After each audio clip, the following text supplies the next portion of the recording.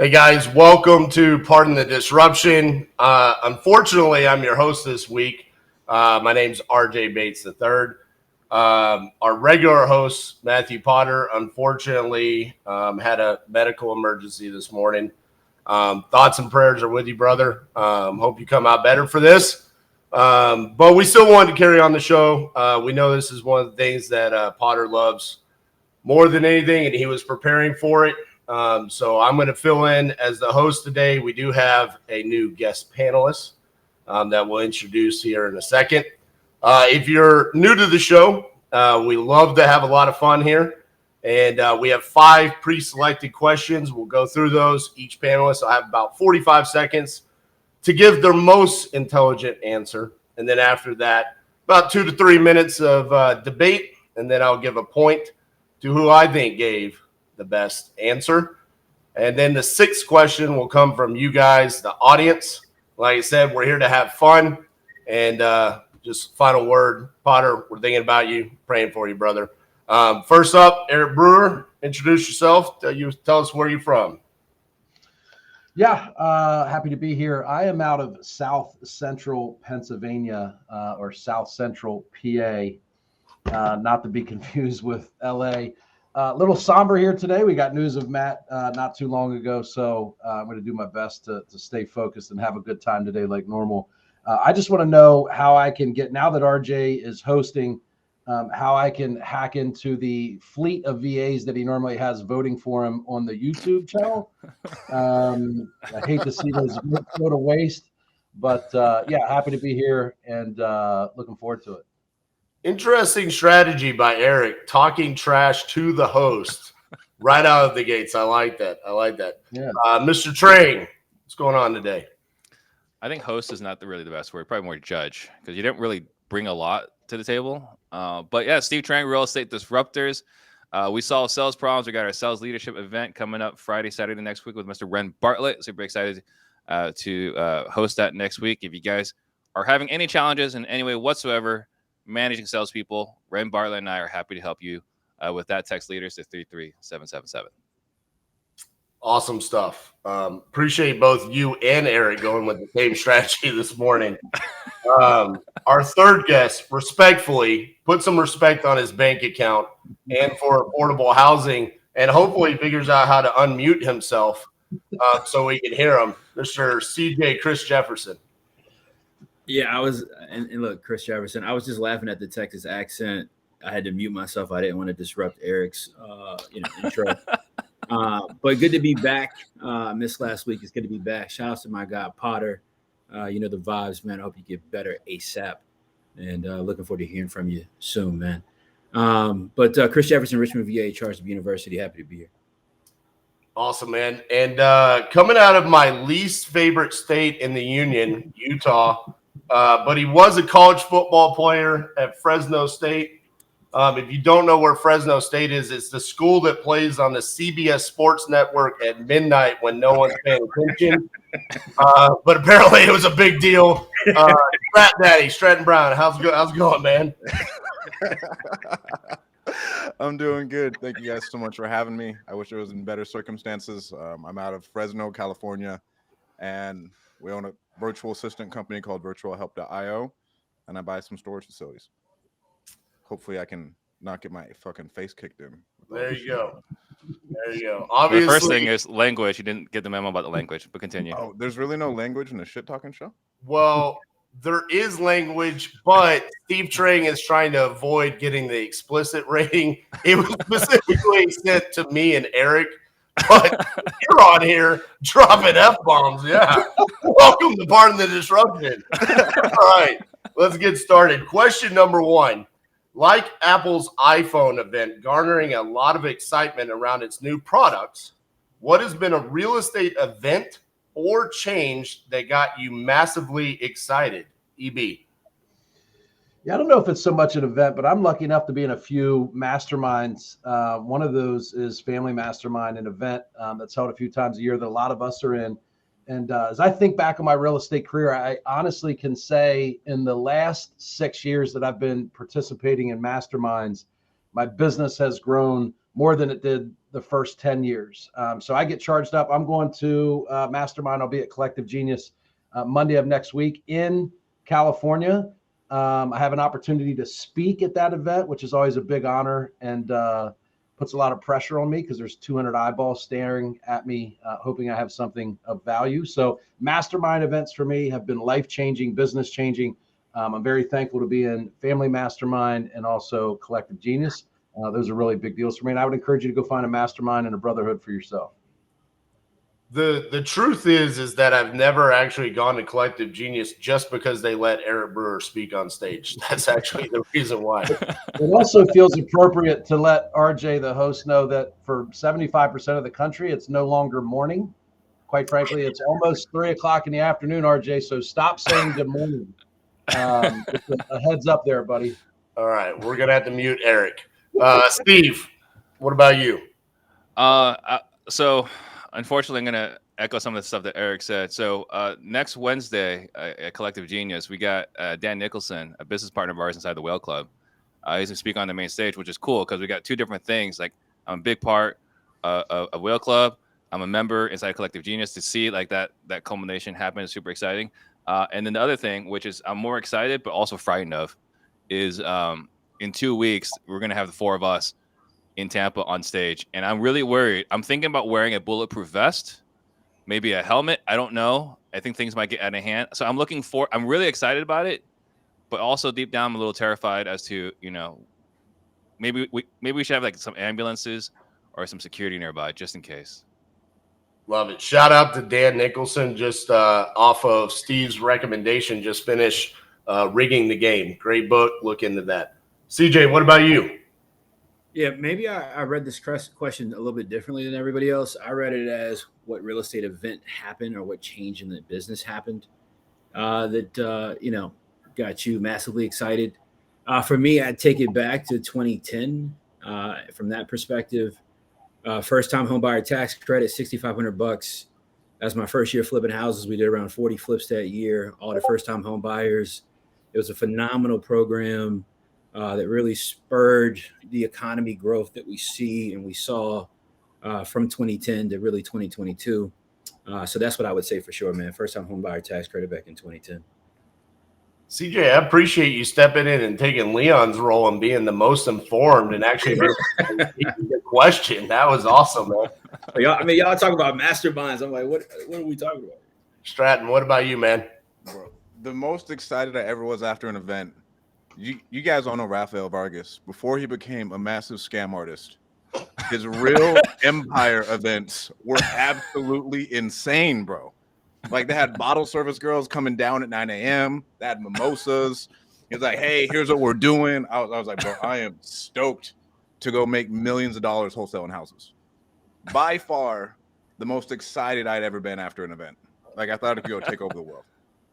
Yeah, hands down. Love it.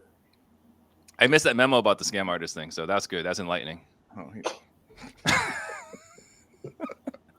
Feels like the judge has something to say about that. Maybe you're just not on social media. I don't know. Any debate about this, or are we just moving on?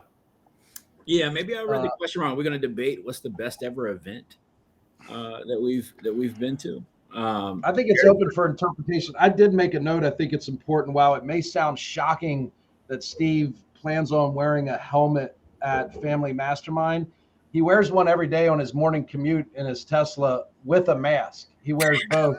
It's not even really that big of a deal. I've seen it. He goes 55 in the 55 with a helmet and a mask. So just don't want anybody to be alarmed by the helmet. It's really not that big of a deal. I appreciate everyone you sharing our private conversations with everybody, letting them know that I like to be safe out and about. Very safe. Yeah, you are safe. Extremely safe. Yeah. All right. Well, I don't know if there's much debate here on this topic, but I will say I was leaning towards Stratton just because it's his first time. But, when you're saying you're most excited about going to a known con artist event, it's kind of hard to give you the point. It was before the con artist, bro. It was before the con artist. Eric's Shout out answer to was the millionaire. Eric's answer was, I get most excited about the events that I'm speaking at. Wow. The narcissist point goes to EB. I'm going to have to go with CJ. I think he was the one that really understood what we were trying to get at. And I appreciate CJ for kind of taking a different route there. Question 2. McDonald's recently announced that they are phasing out self-serving sodas by 2023, a move many are calling anti-consumer. What is the biggest anti-consumer practice you see happening in real estate? CJ. The biggest anti-consumer practice I see happening in real estate. Shout out to all my favorites, real estate agents. All right. Shout out to all my agents. And I say this with all due respect. I really do. This nationwide hustle taking place to lobby and regulate wholesaling in different areas and localities across the country, because realtors don't want to get on the phone. They don't want to go door to door. They don't want to sit down at somebody's kitchen table. They don't want to do the hard work of pulling data, sourcing, and finding opportunities that we do.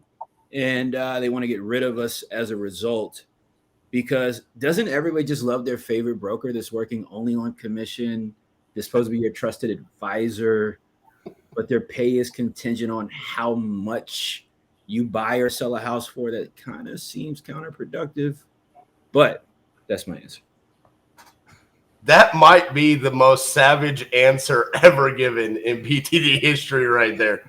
And I loved every second of it. Stratton, what about you? Bro, mine's on the agent side too. I think the MLS is absolute nonsense. Just because someone went and took a stupid test and now they can wear a suit and go to meetups and network and shake their hands does not mean that like the MLS is like the end all be all. I think it is absolutely ridiculous that everybody just doesn't have access to it. I think Zillow was great. But yeah, I think the MLS is absolutely against the consumer. Let me look at the goddamn houses. Sorry, Steve. Let me look at the houses. I don't care that you wear a suit and you go to meetups at a brewery at 12 o'clock in the afternoon so you can go not make money. It's no, yeah, MLS, hands down. All right.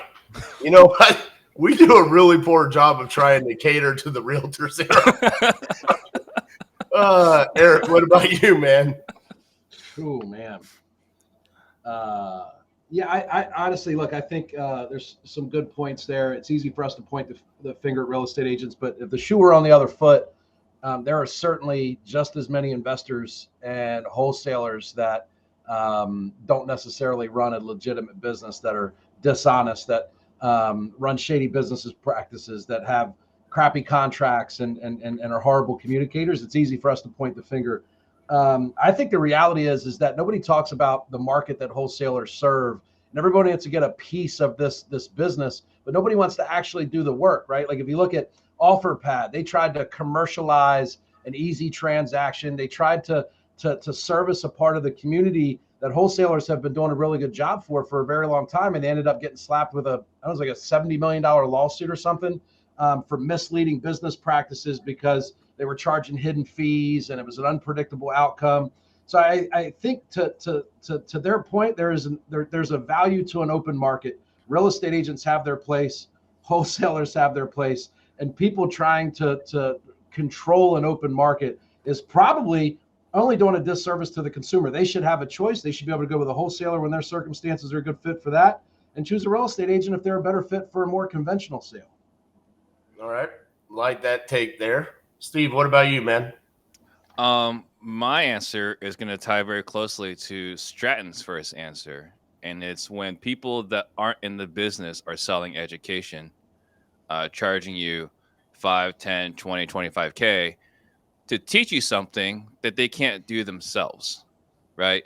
I think selling something that you aren't educated on or aren't practicing, I think is very anti-consumer, because how could you possibly help someone do something that you're not doing yourself? So I believe it's the gurus that aren't actually in the business. And then thank you, CJ and Stratton. I'm looking forward to the messages from the realtor community highlighting the great treatment that my platform, our platform, is providing to the general public. This is gonna be a fun conversation. So thank you guys. But actually, to CJ's note, talking about passing the laws, I was actually on the conversation. I had a conversation earlier this week with the commissioner, with one of the. It was a state commissioner for Department of Real Estate, and he's in, I want to say, Quebec right now, and it's a bunch of state real estate commissioners for real estate, all talking about how to outlaw real estate. It's like, damn, you guys are taking this real serious. So, unfortunately, there is some truth to what CJ's saying. Steve, did you mean outlaw wholesaling? Or did you mean to say outlaw real estate? Because that's a big uphill climb that they have there. Outlaw wholesaling in real estate. All right, because you said outlawing. Was there any other parts of your outlaw. answer You you want me outlaw to real cue estate. Steve for you? Yeah. If there's anything else, was I wearing a mask during that too? I wish you were, actually. It would have been a nice change of aesthetics. Outlawing. So wholesale. they're not just going to get rid of houses and real estate and everybody's going to live outside. They're that would be a pretty big lift. We outside. I'm sorry. I'm completely disoriented from CJ's personal attacks and Stratton's. Oh. Any other debate on this one? That's it. I think bad sub 2 wholesalers you could throw there. I like that. I like this guy. Yeah. Where's Stratton come from, man? Like bad. I mean, because like sub 2, you're taking a lot of that Risk. person's livelihood in your hands, and then some people just go out, talk out of their ass, and then the person's wondering what's going on like 2 years later. I think that needs to be buttoned up a little bit, almost in the same sense as like the realtors who get a test and then go out there and start slinging stuff. That will 100% get regulated. I don't see how that doesn't get regulated, seeing as how many people are going to get hurt by it. Yeah, the sub 2 industry in the next 24 months is going to be quite the interesting industry or segment of the market to take a look at. I think if you can do it good, bro, you're fine. But there's a lot of people who don't know shit, and they go out there and sub to a house, and it's all gonna crumble. Yeah, anything easy like that reaches mass, where anybody can just go do it and understand how simplistic it is to take over a sub 2. You're gonna deal with some stuff. The big boys are gonna slap you eventually. All right. So I really like Stratton's answer. I really liked it. Unfortunately, because CJ gave the answer right before, it was kind of like when Fresno State would beat Boise State after Wyoming did it. It was like, it's already been done, bro. Like, who cares? So I'm going to go with CJ again. Can anybody else show up this week? My God, I get out of the competition. CJ's just running away with it. All right, question number 3. You're wholesaling a property, and the seller calls to tell you that she has called the police because someone is living inside of the vacant house. Turns out it's your buyer that is set to close the next day.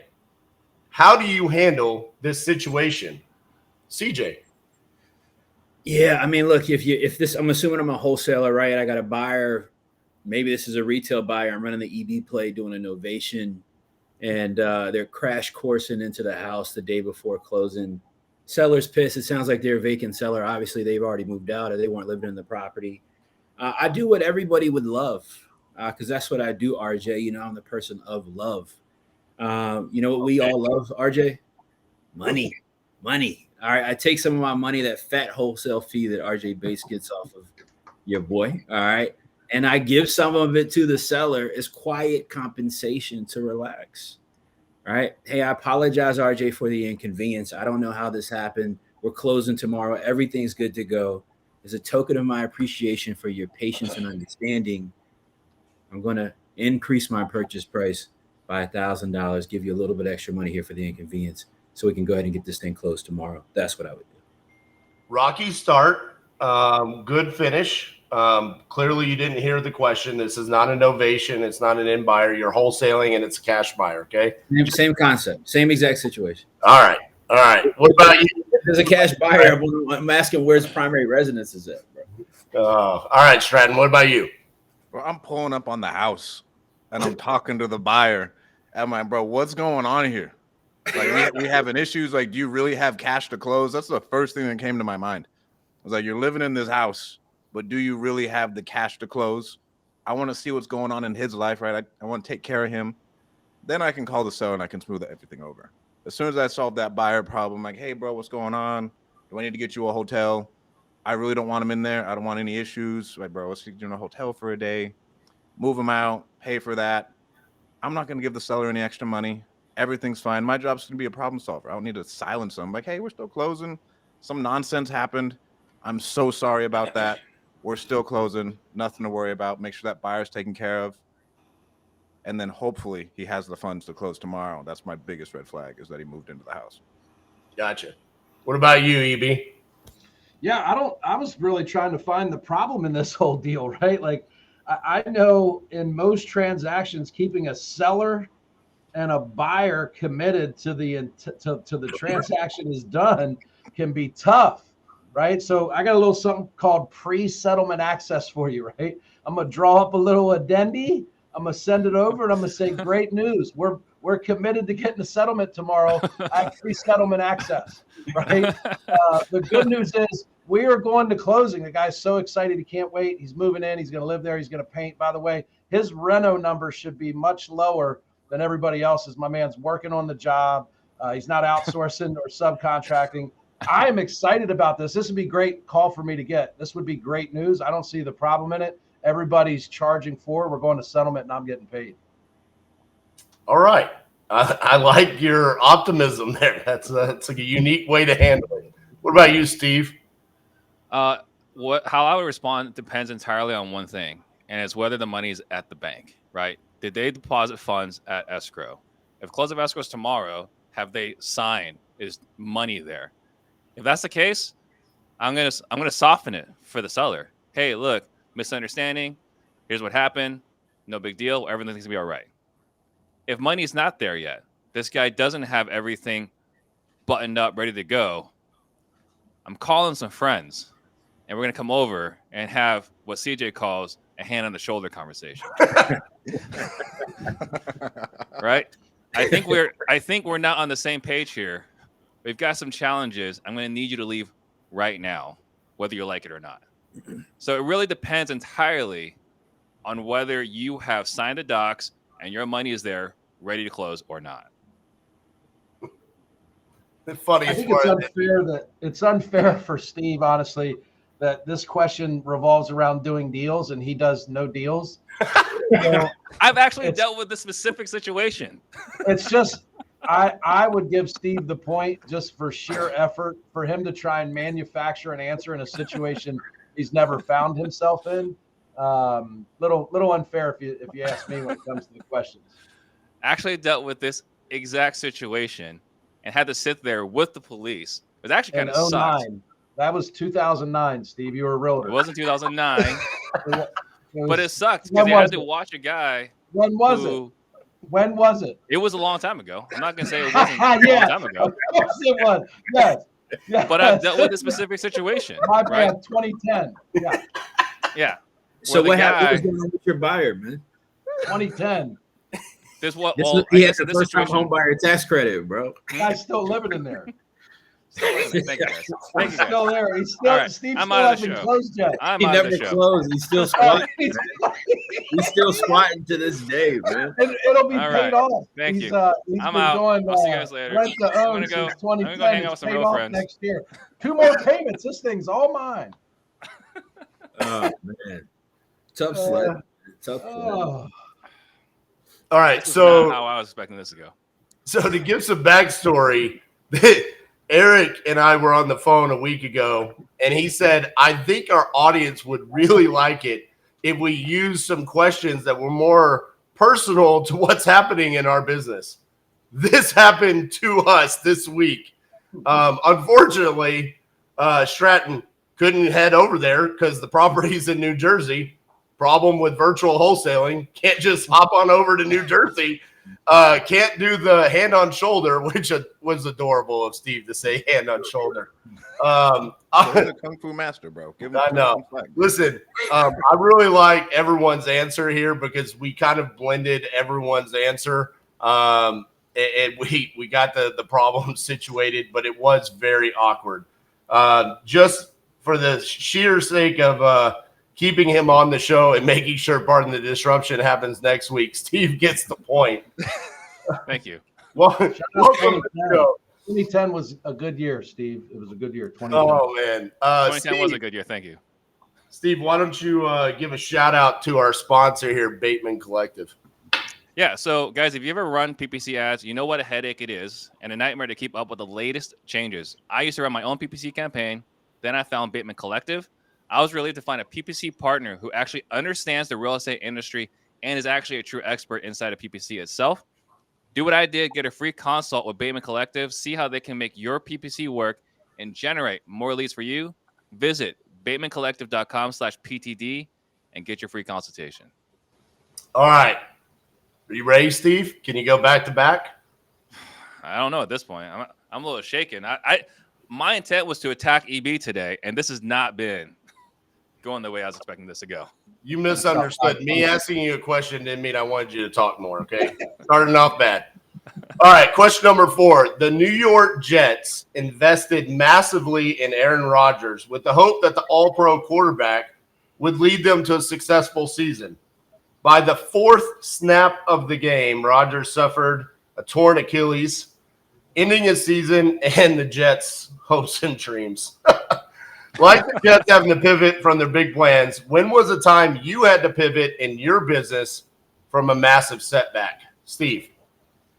It happened very, very recently. So we had an acquisition manager step out, and so we're short-staffed. So I'm running appointments again.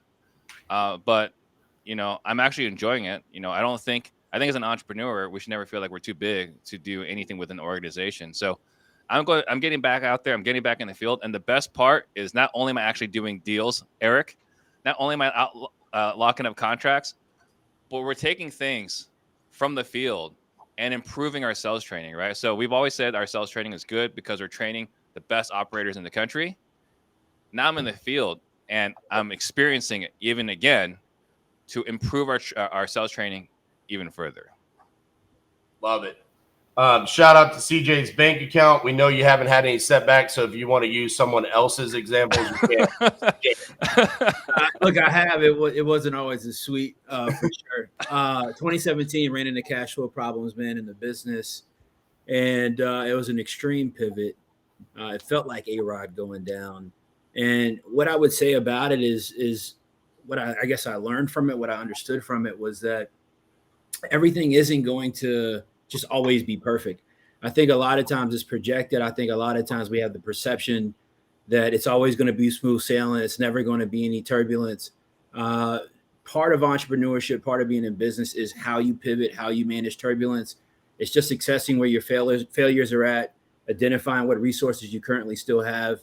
And I think we've all been in that position. RJ, when I hear this, I think back about you talking about, I think last year, getting back on the phone, how you had to motivate yourself and team by doing the 50 days on YouTube. I mean, that's just the game. It's part of it. You pivot, you keep going.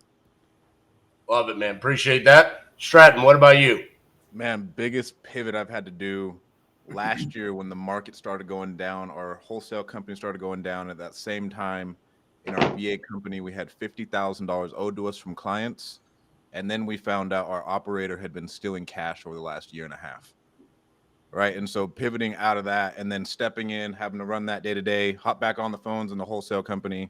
Like CJ said and Steve said, like sometimes shit doesn't go your way, but it's how you handle it, how you can hop back into it.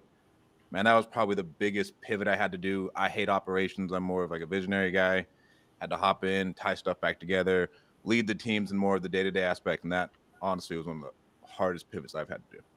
Yeah, those are some pretty big setbacks there. What about you, Eric? Yeah, there's a lot to unpack here. I think the first problem with most people is they start planning for a setback after the setback.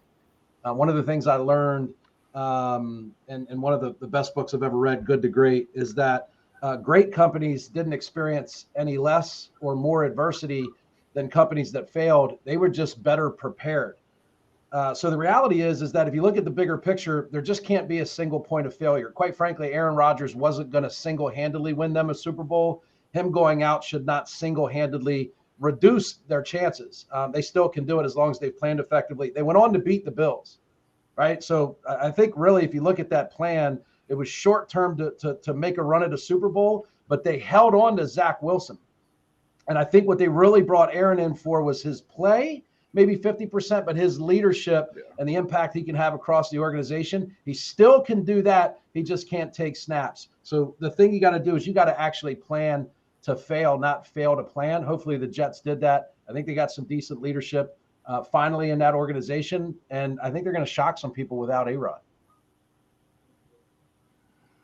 I mean, just real quick before you guys debate, I just got to pitch in here. I mean, Eric, that was an adorable answer, but no one would take Zach Wilson. Not even Aaron Rodgers' mom would take Zach Wilson, and that's what he wanted. And they didn't win that game. The Buffalo Bills lost that game. So say what you want. Drew Bledsoe went out when your favorite football team started their charge to glory, and nobody knew who Tom Brady was. Nobody wanted him. And he went on to be the greatest of all time. So that adversity, I think, honestly, I said this when the game happened, that took a ton of pressure off Zach Wilson when he now has nothing to lose. He's playing with house money. I think we'll find out, what he's really made of. But they could have traded him. They could have released him. They could have eliminated the distraction. I think they still see something in him. And it's very rare for someone to come directly from college and have an impact immediately in the NFL. I think they rushed him probably a little prematurely, and the A-Rod play was just as much about Zach Wilson as it was about A-Rod for those 2 seasons. What was it, a 2-year deal he signed for $45 million? Or I think it was more than that, $45 million maybe a season. I think it was $75 million guaranteed. Look, I'm from the South. I'm black, right? We got a little saying where I'm from. I don't know if you guys say it out your way, all right? But you don't put all your eggs in one basket. You don't count your chickens before they hatch, man. I mean, at the end of the day, you had to be prepared for these moments. You got to be prepared for these situations. But I think it's an example and a statement to not being fully vested in any one thing. I think it's very easy sometimes to do that. But I think longevity in business, I've been in business now 14 years. I think part of longevity in business and being able to accomplish that is not being isolated and committed to any one thing. Because if that thing starts to break or fail and you have no other experience or knowledge, you can really be in a tough spot. How do you reconcile that with the hedgehog concept? Like if we say don't put all your eggs in one basket, but we also want to focus. Like, how do you reconcile that?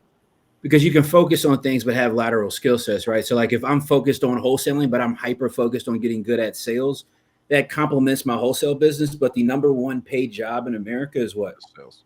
It's sales, right? So if I'm really good at sales, even if my wholesaling business goes kaput and there's no way for me to wholesale, nobody's buying houses, I can go find something and I can go sell it. Steve, I think CJ's got a great point. It's called empirical innovation. You stay focused, but you go out and you test out a new theory, right? You don't lose focus. You don't make a new priority, but you'll say, hey, I'm going to go out here and I'm going to experiment a little bit with fix and flips. I'm not going to go all in. I'm not going to put all my eggs in one basket, but to hedge my bets. So I go from hedgehog to hedging your bets. There you go, RJ. By the way, RJ, 2-time back-to-back closers Olympics champs. We are almost 70% through the show, and my man didn't get any shout outs. 2-time back-to-back closers Olympics champs. Also, we go from hedgehog to hedging our bets, Steve, is the answer to that question. Jesus Christ. I also want to point out, given the language so far, that Stratton is the most Mormon guest we've had so far. So I just want to point that out to you. Look at the hedgehog. I'm just going to say, Eric coming in with the good to great, the hedgehog concept, the shout out for the Closers Olympics. I mean, that was a great question for you. Point goes to Strat Daddy, though, because he gave the best answer. Sorry about your luck there. Shout out Boise State. I'll stay up till 4 a.m. to watch them play on Saturday. I love it. All right. 5th question here. Oh, my God. I should have read this before. Group band NSYNC got back together for a VMA performance. Is there one partnership or strategy that you had a great run with that you would consider bringing back, and why? Maybe it's your ops manager that stole some money last time. What about you? Me? Bro, Yeah, I would bring back mass text messaging and RVMs again. Bring back 30,000 text messages a day. Right? Bring back Roar. Bring back the real Roar. Bring back Roar where I can just spam the world in the state of California. Yo, shout out to Roar Roar. as I want. Shout out to Roar. Shout out to Roar. Rest in peace, man. Shout out to Oh, Looking man. back at it, one thing I've learned over the last year, if you're ever getting really good returns, just shut up and double down so you can keep getting it over and over and over again. And I've made mistakes like, yeah, we're getting a crazy good return, but really I should have just threw in more cash at it. If you believe in it so much, go raise some money to keep doing it. But yeah, bro, bring back text messages and slide broadcasts for sure on a massive scale. I'm right there with you. I like this answer. I'm feeling pretty good about your chances here. Eric, what about you? I think you got to think bigger picture strategy. COVID was the best real estate strategy of all time. I want to bring back COVID, nothing crazy, just for like a year and a half. And I just need like 90 days advance notice. I'm going to load up on a bunch of stuff because values are going to skyrocket. Rates will drop to 2.5%. I'll refi halfway through and I'm out. Like I won't be on the next show. So I got 18 months left on my part of disruption. Month 19, I'm out. I want COVID to come back. I'm going to buy everything in sight, refi halfway through, and I'm Deuces. Bro, I'm just going to say, CJ had the most savage answer. You had the most controversial answer, okay? Mickey Mouse is over there going, why are they letting this guy host and this guy talking about bring back COVID? This is unhinged over here. Steve, what do you got? Oh, man, I can't even compete with these two answers. When back in 2010, I was doing PPC, right? I was doing PPC, and it was $2 a click and $12 a lead. So I've said this before, and I'll say it again. If I can get PPC leads at $12 a lead, I am willing to sacrifice another human to make that happen. So for me, right? $12 a PPC lead. If I can get that back, I will do that all day. Would you give your left nut? Would you really do it? I mean, it's a consideration. It's a consideration. So basically, if Steve can close half of his leads, his marketing budget for the year would be $240. So you guys in deals. Oh, CJ, what about you? Look, Strat, Eric, phenomenal answers. Partner disruption first. I got to give the point to one of these guys, but I'll say this. I don't know how you pick who to give the point to because the days of Roar, oh, man. Like, you people have no idea. You have no idea how insane in 2018 texting was. Like, you talking about the wild, wild west of making money, not even getting on the phone and having a cold call, just text blasting the world, getting rich. So Strat, you took me back to a moment in time with that. that as I sat here and heard you, damn, that shit was awesome, man. That was an absolutely insane time. But man, then Eric starts talking. You know how EB is. He comes in very philosophical. He's always got these very well thought out perspectives. Respectfully, shout out to EB. And bro, COVID, Eric, where did you come up with this answer? Because it's great, right? It's great. Yo, listen. This is how much I like Eric, man. This answer is so good because it's that true. All right. I don't care if you were selling a digital product like I was in 2020, if you were investing in real estate like I was in 2020, bro, if you didn't get a massive bump in business, if your life did not change financially as a result of COVID, I'm gonna mince words because I don't want to mess up the show rating, but you effed up. All right. If you were around in 2020 and you had an opportunity and some information, you could make some money, you didn't. You effed up. All right. COVID was by far, and I'm sorry I'm going long, but COVID, you got me excited. COVID, man, that was a life changer, man. Shout out to COVID. Seriously, shout out to COVID. Right. When was bottle service at Barney's COVID? No, when was it? It was like a year before COVID. 2020, 2021, wasn't it? No, it was like 2019. 2018, 2019. Yeah, 2018, 2019. That's pre-COVID. Yeah, that's prep. COVID prep. Yo, man. COVID light. Yeah. COVID was a financial game changer, man. COVID changed my life. Seriously, man. All right. So I'm going to see if we're going to still have the show next week after after YouTube gets a hold of this. Wow. What a round. I mean, listen, as the guy that was just spamming the world with text messages, I really like Strat Daddy's answer. Unfortunately, the shock and awe of COVID, it can't be beat. And don't worry, Eric, it's coming back, baby. It's actually entertainment. Steve, bro, this making a comeback. About the helmet. Steve's already loading up the helmet, the mask. Man, what's so crazy, EB, is when you said it, a picture flashed in my mind, a visualization of Steve with his favorite bicycle helmet on in the Tesla with the blue mask. Yes. And just looking over at him in traffic and being like, who the F is this dude, man? What's going on with him? Yeah.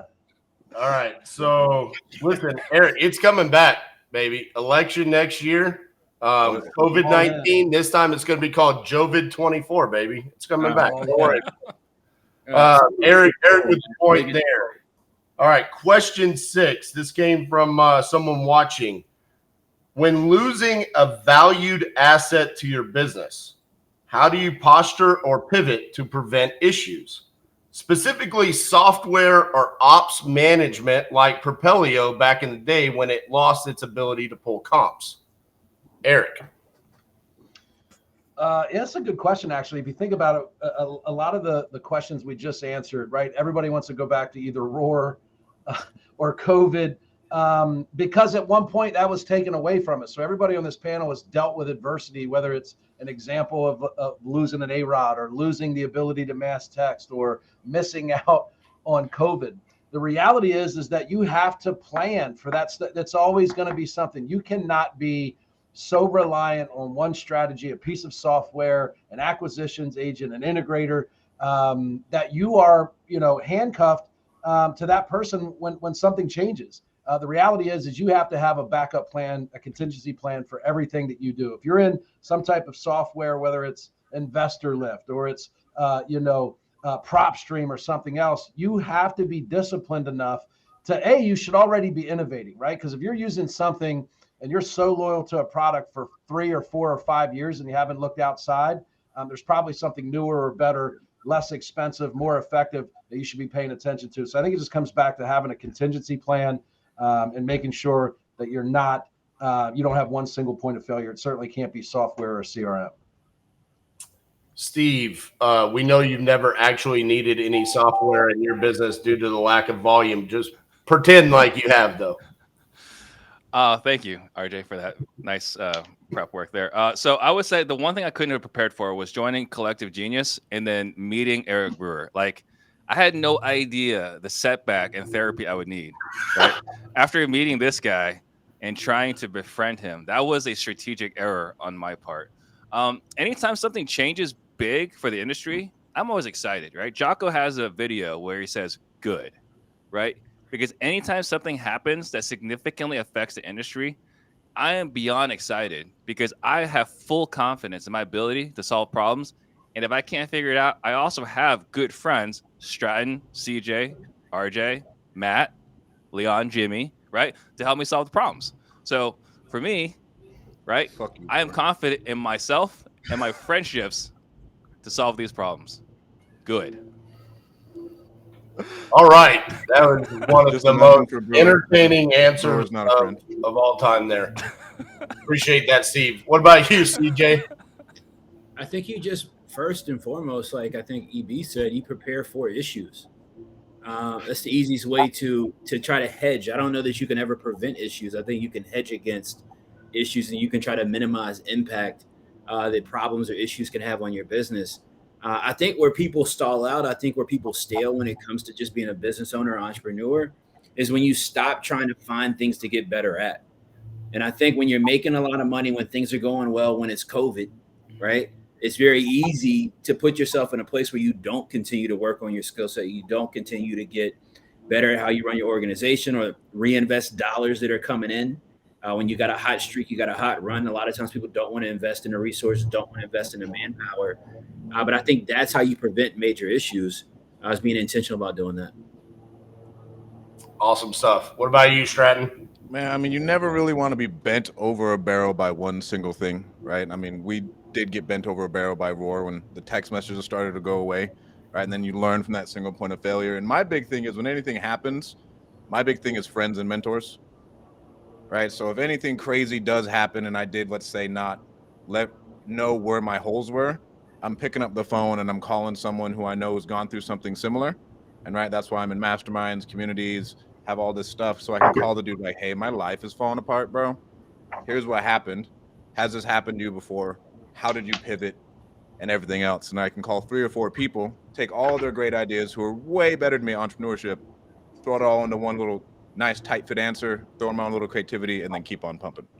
Right? But that's the whole reason you're in masterminds and events and everything else, just so you can get all of that knowledge. I mean, EB's been in the business for like 70 years or something. Chris sounds like he's been in it for like 60. I mean, they're old ass dudes. It's seen a lot, right? So like I can call them up and be like, yo, this happened. I know it's happened to you before. You've been in business long enough. What should I do? Yeah, I want to just add to that, right? So I had a situation. So I actually texted Eric, like, hey, there's something going on. Can I give you a call? It's like, yes. So I scheduled a call with Eric, right, to talk this through. And when I called him, I went to voice. The same Eric that's not one of your 5 friends that you listed when you went. It seems like you've taken this personally. No, I'm just pointing out. I just want to apologize that you're mad. Apology accepted. By the way, the problem he called me about is he had a seller call him that wanted to sell, and he didn't know what to do about it. I paid $12 for this lead. On yeah, the people have a house that's all messed up that they'll sell for half of what it's worth. You have RJ's cell phone. That's hilarious. Yeah. It's also really important to note that this is the importance of building relationships, getting connected with people, being vulnerable with other people. One thing I found when I had struggles in my business is that everybody did, right? When you start to reach out and have conversations with other people around you got relationships with, either they've been through it themselves or they have a personal relationship with somebody that they can create a personal connection for you that you can, like Stratton said, you can gather information, you can learn from, you can get that bird's eye view and gain the perspective that you need to apply to your situation to resolve it. So 100% agree with that. Well done with the bird's eye view. I didn't see that coming. That was, I've seen 30,000 foot view, but bird's eye was very, very strategic on your part. I like the bird's eye view move. You got to know how to fly high, man. I appreciate it. Shout out bird's eye view. I like that. It's because he's a black guy from the South. That's why he can say that. By the way, back to that, he said that and then said things like, don't count your – when did you from the South take ownership of the term chickens before they hatch? I didn't know that was hey, listen, I'm not taking ownership of it. You know what it is? I never heard you say it. All right, I never heard you say it. All right, we're all representative of possession of that. How did you get ownership of the same? Like, I'm from the South and I'm black. You know, like we always say, don't count your chickens before they hatch. Because that's what we say. All right. Okay. All right, I didn't know that. And don't put all your eggs in one basket. I've never heard that until CJ said it. Yes, from the South. You got to be from the South. Modern day Shannon Sharp. Okay. All right. So on this one, I'm going to give the point to Eric. I really liked his perspective on this one. So I'm going to go with Eric. And that leaves us with a tie. Eric and CJ. Honestly, Steve gave a good answer on this one. But I got a text during the show from Potter, and it said, whatever you do, don't let Steve win. So you didn't get the point just because that's what the were. So tie between Eric and CJ. The other thing is I just wanted to make sure that Stratton only got 1 point, just like the Fresno State Bulldogs only got 1 win in his senior year. So shout out to the Bulldogs, baby. Go Dogs, baby. So I got to pick the winner here, and just purely based off of stats for my own personal vendetta with CJ, I'm going to go with Eric as the winner today. Congrats, Eric. That's my man right there. Gift en route. They hate you when you win, man. They hate you when you win. Man. Yeah, well, I just got to make sure that you're not going to end up with more wins than me. One of these days, we're going to count out how many PTD wins we have. Yeah, I already accomplished that for sure. Love it. All right, guys, great show today. Let's outro. Tell everybody what it is that you do and where they can follow you, Eric. I want RJ to host periodically. Here on out, I found, it's the best way for me to eliminate the only real competition I had. Also, Strat Daddy thought he did a great job. Last minute call from the bullpen, zero preparation, which I can appreciate. I also bring very minimal preparation. It sometimes works better. That's how you resort to insults. I think you saw some flashes of brilliance at the end there where he took a shot at me and CJ for being 70 years old or whatever it was. No, had a lot of fun. Strat Daddy, thanks for showing up and doing it. RJ filling in again for Potter. We hope that he is better super soon. Look forward to seeing you guys next week with hopefully Potter back in the host seat. Zero preparation, just like the 2017 Fresno State Bulldogs coach. Appreciate that, Bro. Steve Trey. Yeah, Steve Trey, Real Estate Disruptors, had a mostly pleasant time on the show today. And then, just, thoughts and prayers to Matthew. Hope everything's good. And then I will be heading out after this show to go checking on him, make sure he's doing good. Awesome stuff. CJ. Shout out to my guy Potter, man. Just talked to him yesterday. Hope he's doing quite well. Want to check on him for sure. Stratton, nice to meet you, man. Great having you on the show today. RJ, decent job at judging and hosting. Eric, always a pleasure. Steve, always a pleasure. Shout out to the U family, man. Peace. Man, what a disappointing turnout for CJ. I mean, he came out with the first two questions and then just finished just like the Fresno State Bulldogs.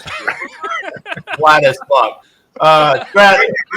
Hey, man, just so you know, we give a hard time around here. It's all in love, man.